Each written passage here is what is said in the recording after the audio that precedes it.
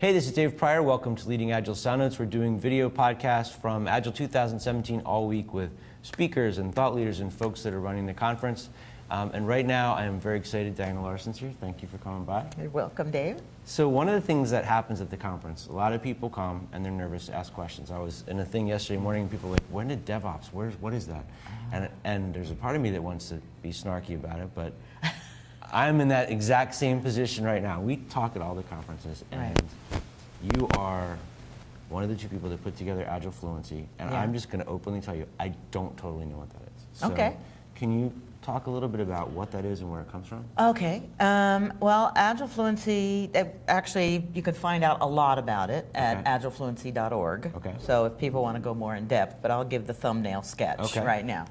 What Agile Fluency is a way of thinking about what benefits an organization needs to get from its teams. Okay. At Agile bottom. Okay. Well, and particularly Agile teams. Okay. One of the things that Jim and I noticed a number of years ago, James Shore is the person who co-developed it with me.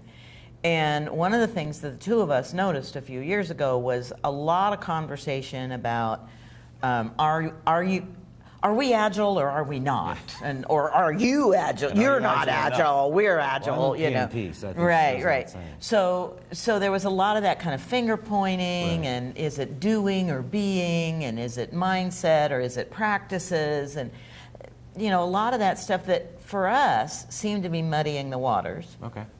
And we noticed that we had seen very different manifestations of Agile be successful in a variety of situations. Okay. So we set about trying to create something, and it turned out to be this model that would sort of clear that up. Get away from the you're excluded from the special. Right, and so we did a process of over several years, coming up kind of with a hypothesis, and then checking that out with people, and then they'd give us feedback, and we kept refining it and refining the representation of it, how we were representing it graphically so that it made sense, and so on. And we finally ended up with this article called Your Path Through Agile Fluency, and we sent that out to a number of people for review, and along with saying, we think it's solid now, Martin Fowler put his hand up and said, and I'd really like to publish it on my Blicky. Martin Fowler, I'm like, why am I and we're like, oh, well, thank you for that support. So in essence, what we discovered, in essence, was that there seemed to be four kind of general buckets of what we call fluencies or fluent proficiencies. Teams have to be good at this in order to provide these kinds of benefits to the organization. Levels or stages you would go through. Yeah, and they're not. People keep wanting it to be a maturity model, and that's really not it. It's a best fit model. Okay. It's like, but the first one, which we believe is foundational, and we call focus on value, that provides enough value in a lot of instances. The next stage is we call deliver value, which you can kind of read about the characteristics of that. Builds on what you've done in focus on value. So you want to get the foundation before you would have to have those foundational things in order to do deliver value. And you'd have to have those foundational things and the deliver value things in order to get to the next one, optimize value. But we don't believe everybody needs to climb that ladder. The trick is, which space do we really need to be in, and then just focus on that. And we call that calling your shot. We just want to be here. And then that illuminates a bunch of things. It says, yes, the organization has clarified what kind of benefits it wants from its teams, and they can now have a conversation about the investments that they're making to get there. What kinds of training, what kinds of attention, what kinds of workspace accommodations, all the things, all the various kinds of investments, not just dollar investments, but all kinds of investments, does an organization need to make in their teams in order to get this benefit set? These business outcomes. So this doesn't sound like something that, like, if I'm on a team and I'm like, well, we need to become more agilely fluent, or however you would say it, this sounds more like an organizational decision Yes. to support. Yes, And to provide support the the space teams. in which they can Yeah, succeed. and then the way the teams get engaged is, you have that conversation with leaders. Right. They say, we think we need deliver value teams. And then you go to the teams and you say, we want to engage you Okay. in a discussion about where, what you're doing now. Okay. And then the team does kind of a self-assessment process and says, oh, well, we're not performing quite at fluently, reliably at deliver value in these areas. Okay. And we'd like some institutional investment to help us come Get up to the standard that we need to be to give the investment, or give the benefits Sure. that we're being asked for. And then we aggregate the results from a number of teams to look at the overall Teams within the pattern. organization. Teams within that organization. We look for the overall patterns, and then that's what we take back to the leaders. So we don't out any teams. Okay. We, But the without, safety thing is a particularly, big the deal. safety thing is a big thing, and you can't, if you violate that, you have no ability to then repeat it later. And just see poisons if the there's, pool. it just poisons the Okay. pool. So we want to make sure that we can then repeat this conversation later and see if the investment that the organization paid has off. made has actually paid off. Okay. So we want to be able to, replicate that. Okay. So then we take that aggregate back to the leaders and we say, Here's what you got to do. here's where you are now. Okay. Here's where you said you want to be. Here's some things that these teams are asking for. Here's some other things that, from our experience, we believe you're going to need to invest Right. in to get the benefits you said you want. Are those still the benefits you want? Is this a trade-off you can make? Okay. Because they get to then decide, oh, maybe we should manage our expectations. Maybe we can moderate our need for some of these business outcomes because we really Okay. can't quite afford, for any number of reasons. Maybe they can't afford all the investments. Okay. Or we work with them to figure out, and the people who know how to use our materials work with them then to figure out where should we start with this? Okay. How do we iteratively and incrementally make these investments in a way that's affordable for the company Okay. and is moving the teams in the direction we need them to move. Okay. So that's, in So- essence, that's it. It's a process, a Okay. life cycle. When I hear about things like this, I can't stop running into this is how it's going to go wrong in some of Yeah, the places. of I'm- course. So I'm assuming that it's not a situation where leadership would say, we need you to be here, Yeah, tell us what you want. right, But the team does get to say, if you want that, this is what we need. right. Does management ever come back and say, yeah, you're going to have to do that, but we're not doing this and this and this? Or is that the poison? Well, and then our job, the people who are doing the assessments, and we've got a cadre of people now who are capable of doing this, helping the team through the assessment. Our job is to say, well, you can do that. You can choose not to invest, to only invest in these things and Right. not invest in those things. In our experience, this is how that's going to affect the kind of benefits you and can then they get. get to make a choice. Yeah, and they get to, we help to manage their expectations. Okay. You can't go to a dealership Yeah. and say, I want to buy a Cadillac, Here's $10. but but here's $10, Yeah. right? You're not going to bargain your way in. You can't bargain your way into really effective, fluent, reliable, predictable, agile. Okay. Right? There's certain things you have to do that we know. And the other part of the model that we like to highlight is that we are methodology agnostic. We don't Okay. actually care Scrum, what Kanban, approach you take to get there, Okay. right? You find one that is a good fit for the nature of your work Okay. and for the nature of your organization, and you move from there. And so we don't recommend that necessarily. Okay. We just say, here's where you need to go. If these are the business outcomes you really want, Right. and these are the business outcomes that you're willing to invest something to get, Right. here are the possibilities of the Okay. ways you could get there. Let's work together to figure out what's the right fit. It's really all about fit for purpose, and that Okay. comes out of both James and my sort of real digging into the idea, the nature of complex systems, which software development is, Yep. and that really the best you can do is kind of keep getting closer and closer to fit for your purpose, and making adjustments as you go along and new characteristics out emerge. perfect. Yeah, and Okay. letting it, well, you can't jump in one leap Right. from here's where we are now, and now we're going to be perfect. We're going to be agile.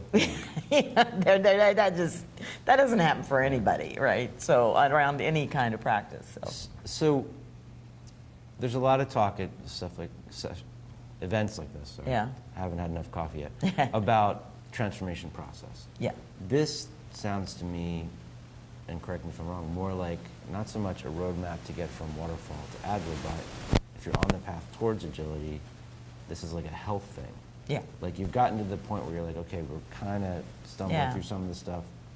Let's tune it up. Yeah. So I'm assuming that leadership that would be looking at this is a little bit more self-aware of what's going on, or hopefully. Some are, Or is some it aren't. driven by, we need this outcome? Yeah, generally speaking, we say where this whole all starts is there's the very most beginning starting point, and some people kind of start further in. Okay. But the very most beginning starting point is an organization that has a work group.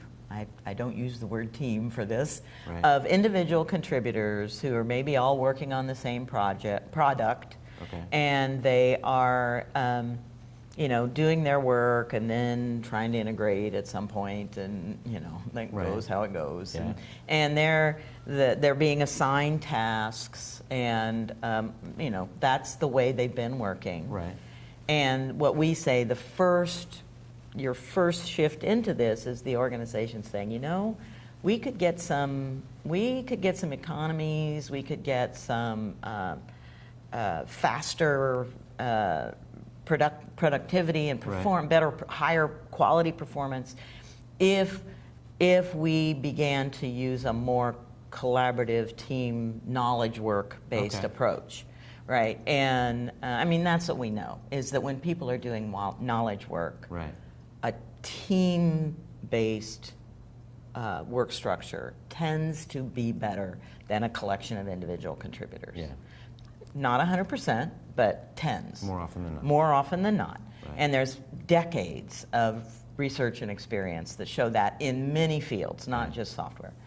So somebody has that awareness and is beginning to explore that. Okay. It's like, well, what if we were to think about this agile thing? Yeah. And move toward more of a team-based way of getting our work done Okay. and shipping our product. What would that take? And that's where that very first conversation begins. And then Okay. we say, well, here's the model. Here are your possibilities. Yeah. Let's talk about what kind of product do you have. We find, and this again is not 100%, Right. but there are quite a number of ITIS departments, organizations that focus on value, knowing that they are always going to get reliably the next most valuable thing built, Okay. that's in terms of value for the business. Right. And that the team is going to know how to work effectively together. There's not going to be a lot of drama. Right. There's not going to be, to make that happen, and that they will have visibility. The business will have visibility into the progress. Okay. That's what we call focus on value. That's the very first zone.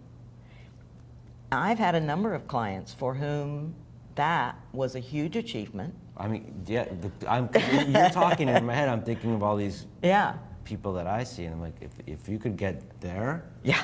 like, because it sounds to me like the teams have sort of gone through the forming and storming thing. They're probably stable. They've got Yeah. some of these practices down. Yeah. Yeah. Okay. Yeah. And so, they can stop there. Yeah.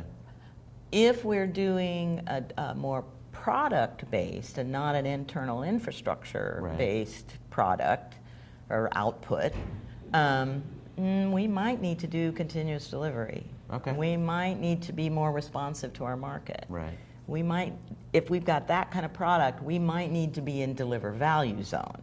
Okay, right, which is the next which stage. is the next one, Okay. and so on and so forth. So we look at together with the leaders at the nature of the product Right. and the nature of the benefits that they need to get, and then they can figure it out. So yeah. is it that they get to, I mean, if they're just starting and they want to get all the way to the fourth stage, you're able to say, don't even think about it, let's just do the basics. Well, actually, we do say call your shot. We Okay. say if you have a good case for where the kind of benefits you need, let's look at that and let's do everything it takes to get there. Okay. Which is going to include they all gotta buy the into it. previous zones Right. and that one. In terms of what you call the fourth zone, the Right. fourth area, very few companies want that. Okay. It's a very particular kind of way of working where the teams are actually making decisions on behalf of the whole system, Yeah. are able to think in terms of our product versus or in comparison to the benefit the company might get from other products, Okay. and be able to make some sacrifices and trade-offs and negotiate across teams, and the teams are doing this. And that's a very mature level to get to. That's it's a, I shouldn't I say mean, mature. yeah, 'cause it's the not word mature maturity because level, it's very suited to a Yeah. particular kind of purpose, Right. which the vast majority of organizations Don't need. Yeah. right? But we do see that from Okay. time to time. Generally, it's startups and early stage kind of successful startups are able to do that, and then sometimes as they continue to grow, they Start to ask the other questions. they really start asking other questions, and they don't really want to be there anymore. It becomes Okay. the communication overhead of doing that becomes too great. Okay. But it's a cool way to work if you've ever worked that Yeah, way, yeah. and so people know about it, and they know they need to have all these other skills. But if you're a smaller company and you've only got a couple of teams, Right. it's much easier to get all those skills, Than all if you've those got 100 fluencies, teams and than if globally you've got distributed. 100. Yeah, then it'd Okay. be the challenges are just really very great. So it really is about fit for purpose. Okay. Yeah, what business outcomes and what kind of product are we doing? All right. Yeah. So you guys have been working on this for a couple of years, and you're going to have a conference. We are. We're going to have a gathering of people who are interested. We've had two previous ones in the last 2 years. One was in Portland, the other was in Seattle. This year, we've had so much interest from folks in Europe and other parts of the world. This year, we're going to have our gathering in Europe. Okay. And so it's going to be in Germany at a place called Ruckersbach, and it's a very cool retreat center. And so people can go to our website and find Okay. information Which about it. they would go to agilefluency.org. .org. Okay. Yeah. Do you find, and we didn't prep this question, so I'm just going to I sometimes will get the question in class, if I get somebody from the UK or somewhere in Europe, who's more agile, the people in the United States or the people in Europe? And I always feel like you're talking about Germany, like the people that I know from over there, they're like, I'm like, damn, I don't ever see people that can do this kind of stuff. Yeah. And they're always like, oh no, you guys are so much better. Do you see like one being more, not that one's bad, but do you No. feel like culturally, maybe Europe is further, more Well, open to it? I think there are places Okay. in Europe. Painting all of Europe with Yeah. a broad brush is Yeah. it's a dangerous way to go. But I do think, for instance, in Scandinavian countries, Like Sweden. That's what I was going to say, because that to me is like, Sweden and Denmark, and to magic some agile. extent Finland. okay, They are Western cultures, but they culturally tend to be more collectivist and group oriented. okay, So one of the things I've noticed over the past 15, 20 years of being in this area is that the idea of moving into that collaborative team Right. is not such a big leap. yeah, And in the US and in places in Germany and to some extent in France, it's a bigger leap. yeah, People are more individualistic, and they, that learning the benefits of that and the fact that, wow, as an individual, I really like working this other way. Right. It takes a little bit more. okay, But in terms of engineering practices, and that's, I think, all over the map. It's Standard. very, Yeah. it's very much about the organization they're in. Have people made investment in everybody's learning? Right. That's more variable organization to organization rather than country culture to Okay. country culture, I think. cool. Yeah. All right, and so you've got 2 talks Yeah. here. So you did Yesterday we did deliberate practice. deliberate practice. These are long titles. Yeah. Deliberate practice at the Fluent Edge, promoting goal-directed learning for Agile teams. And today, Yeah. so 2 o'clock today, Fluent and Agile team culture, the first shift in achieving agility. Yeah, we're going to dive into that focus on value zone and talk Okay. about why it's so important. Cool. So that's where people that are kind of coming into this would go to learn more. Yeah. Okay. Yeah. And you're moderating the Stalwart session with Jeff Patton. Yeah, Okay, I'm that very should be really excited cool. about that. Yeah. And one more thing, Brazil. Right. Oh, right. Yeah, don't I'm forget to doing talk about the Brazil. keynote talk in Brazil, and I just got word. I gave them, sort of a few topic options, and Right. I just heard from them yesterday. They really want me to talk about Agile Fluency, Oh, so cool. that's what my topic will be on my keynote there. Cool. All right. So Yeah. if they want to learn more about that, do you know where they should go for that? That will be the Agile Alliance. Alliance, okay. Yeah, Cool. they've got the Agile Brazil website. Cool. So, Thanks for coming by. This was great talking to you. Nice to talk to All you, right, Dave. and keep watching all week. We're going to be doing interviews with folks that are here, so that if you can't be at the conference, you can get a sense of what's going on, and hopefully I will get to ask more questions where I am nervous. I was scared to ask you this, so thank you for doing it. All right, thanks.